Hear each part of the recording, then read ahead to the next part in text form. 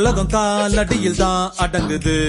பேர் சொல்லிட போர் முழக்கம் தான் முழங்குது. காகங்களும் மேகங்களும் கீழே பறக்குது. விண்வெளியில் என்னுடைய பேஸ் தெரியுது. இனி மரங்கள் எல்லாம் அடையம்பரம் தாங்கும். நாம் போடும் காலத்துக்கு எல்லாம் ஆடும். இது தாண்டா என் சொர்க்கம், அது இப்போ என் பக்கம்.